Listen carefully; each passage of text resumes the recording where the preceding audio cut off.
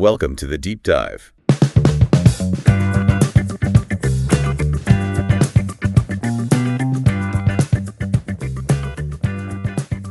Okay, so you know that feeling, right?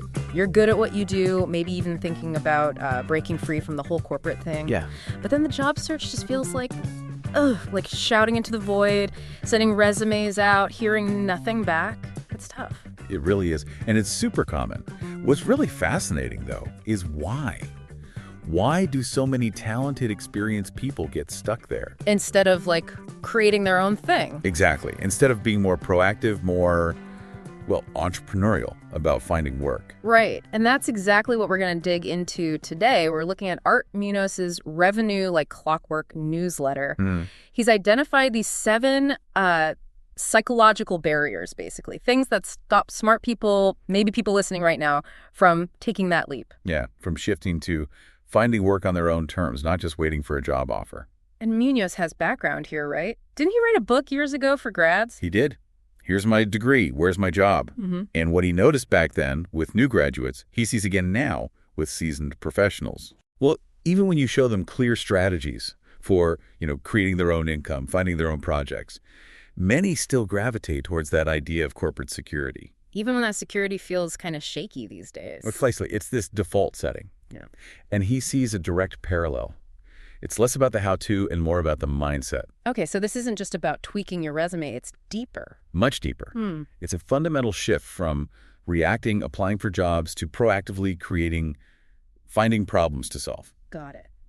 So let's break down these 7 barriers he talks about. Number 1, fear of uncertainty feels safer than action. Let's unpack that. Okay, so the core idea here is that the known, even if it's not great, feels less scary than the unknown. Corporate life, it has a structure. Right. Predictable rhythms, even if you don't like them. Exactly. And solopreneurship, that can feel like jumping off a cliff. So people stick with the familiar discomfort. It's kind of like loss aversion, Yeah, fearing what you might lose more than desiring what you could gain. Precisely. Even if what you're losing is just the idea of a stable job. Munoz really flips this, asking what you're actually losing by staying put.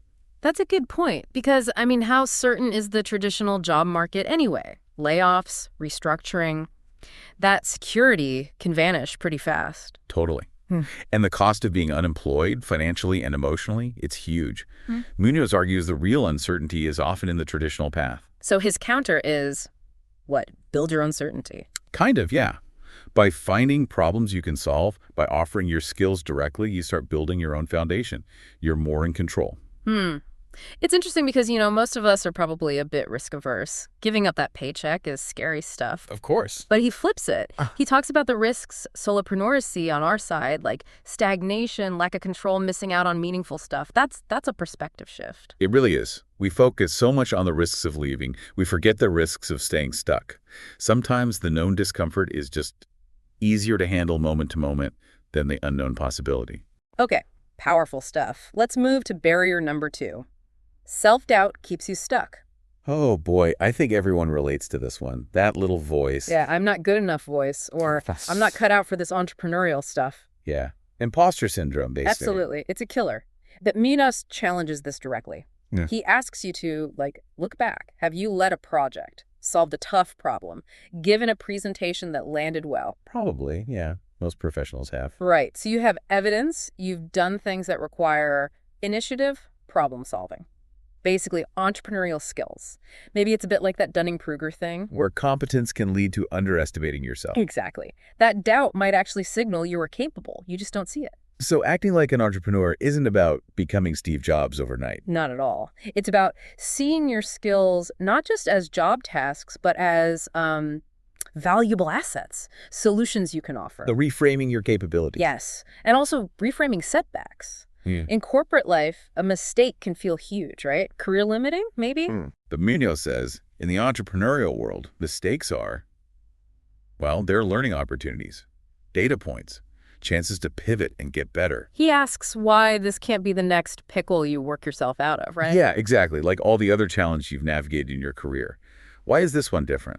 Love that. Okay, barrier 3.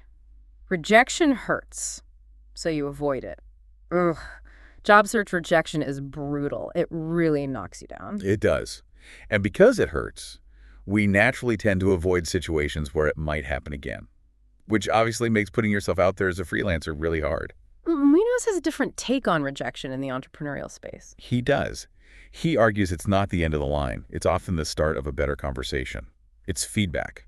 How so? A no is still a no, isn't it? Well, yeah, but unlike a job interview rejection, which often feels final and, personal, Cool. a no in a business context can tell you a lot. Maybe your pitch was off. Maybe the timing isn't right. Maybe they're not the right client. It helps you refine things. So it's more iterative, less all or nothing. Exactly. It's data. Yeah. And sometimes, honestly, a no is good. It stops you from taking on something that's a bad fit, saves you time and energy. Right, protects you from making a mistake. Okay, that's a healthier way to look at it. Barrier 4, corporate identity feels safe. This one hits home for a lot of people. Your title, your company, it becomes part of who you are. It's a huge anchor. Yeah. It gives you status, a simple answer to, what do you do? It feels solid. What Munoz questions that, right? Yeah, he asks you to reflect, is that title serving you? Or are you kind of serving the title? Is this actually limiting how you see yourself and what's possible? Oof, that's a tough question. Am I letting my title define my potential? Precisely. Because your actual skills, your passions, they go way beyond one job description. He frames solopreneurship as a chance to reclaim that individual identity. To be more than just a cog in the machine. Exactly. To be valued for you, not just your role. Makes sense. Okay, barrier 5. Social pressure holds you back. This is about worrying what other people will think, right? Family, friends, old colleagues. Yeah, the fear of judgment. Why are you leaving that good job? Isn't that risky? There's this societal idea that the corporate ladder is the right path. And stepping off, it feels like failure, maybe? Or just weird? It can feel that way. Yeah. Munoz offers reassurance. He says, look, the people who truly matter will respect you for pursuing something meaningful, even if they don't totally get it at first. And he connects it to expertise too, doesn't he? He does. He points out that as you niche down as a solopreneur, you become an expert in that area. People in your circle probably know less about it than you do. So it's like the expertise you already have just redirected. Pretty much. You're choosing your subject matter. You're building deep knowledge in something you care about, not just what the company needs. You're the expert in your chosen field. Okay. Barrier 6. Burnout clouds your vision. Yes. If you're just totally drained from the corporate world, the idea of starting something new feels impossible. It really does. You have zero energy reserves. Starting something seems like climbing Everest. So how do you get past that? Well, Munoz offers something kind of counterintuitive. He suggests that doing work aligned with your values can actually be an antidote to burnout. So instead of more draining work, it's energizing work. Potentially, yes. Because solopreneurship often forces you to think hard about what truly matters to you. Autonomy, creativity, impact, whatever it is. And then you build your work around those things. Exactly. You structure things to honor those core values, fulfilling needs that a rigid corporate job often can't. It taps into something deeper. And presumably you have more control to, step back if you feel burnout creeping in again. That's a huge part of it. More freedom to pivot, adjust your workload, change in direction. Unlike being stuck on a predetermined corporate track, he even questions the whole chronological resume standard. Why stick to that rigid path? Good point. Okay, last one. Barrier 7. You're waiting for the perfect moment. Oh, the I'll do it when excuse. We've all been there. When the kids are older, when I have more saved up, when the market settles down. Yeah, waiting for everything to be perfectly aligned. But Munoz is pretty blunt about this one. He basically says, the perfect moment is never going to arrive. Just stop waiting. Huh. No sugarcoating there. Nope. Because progress, real change, always involves starting before you feel 100% ready. It requires action despite uncertainty. Trying, learning, adjusting, not waiting for perfection. Exactly. The willingness to try and iterate is key, not waiting for some mythical ideal condition. Okay, so those are the 7 barriers, big hurdles. Now, how do we actually break free? Munoz talks about this entrepreneurial alternative to job hunting. What does that look like? The core shift is this. Stop hunting for jobs, start looking for work. Okay, explain that difference. Looking for work. It means actively looking for problems you can solve, for needs you can meet with your skills. Not just passively waiting for a job description that fits. So being way more proactive and targeted. Yes. Instead of just blasting resumes, you identify companies or people who have challenges you're equipped to handle. And then what? You just pitch them. Essentially, yeah. You propose solutions, not just apply for positions.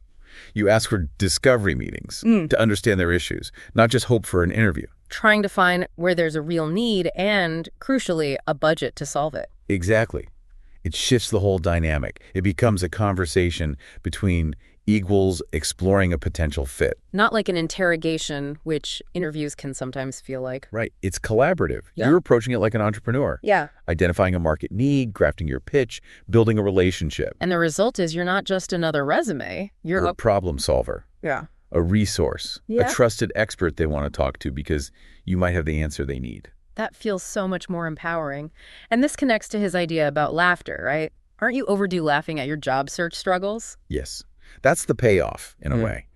When you make this mindset shift, when you move from passive job seeker to proactive value creator, those old struggles, the unanswered emails, the rejections, they start to seem, kind of absurd, almost funny. Why funny?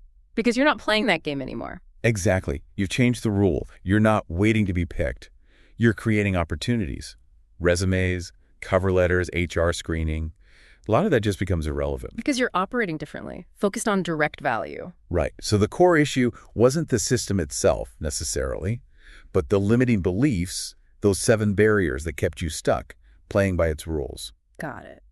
So for everyone listening, we've laid out these barriers, this alternative approach. What's the final thought here? Well, Minos puts the choice pretty clearly. You can keep chasing job titles, keep playing the old game, and, potentially keep feeling frustrated. Cry, as he puts it sometimes. Right. Or you can shift your mindset, start creating your own opportunities based on the value you offer. And laugh. And eventually, look back and laugh at the old way of doing things because you've moved beyond it. That ability to laugh really signifies taking back control, doesn't it? Absolutely. You're not a victim of the market anymore. You're an active participant shaping your own path. The old struggles seem funny because that mindset feels so distant now. So the question for everyone listening is, which path feels more aligned with what you actually want? More control, more fulfillment? Yeah. And maybe think, what's one tiny thing you could do, like today or tomorrow, to start shifting from just seeking a job to creating value? Maybe reaching out to someone not to ask for a job, but to ask about a challenge they're facing, offer an insight. That's a perfect example, a small proactive step. And hey, if this resonates, maybe check out Munoz' newsletter for more guidance on making that shift. It can be a really helpful resource.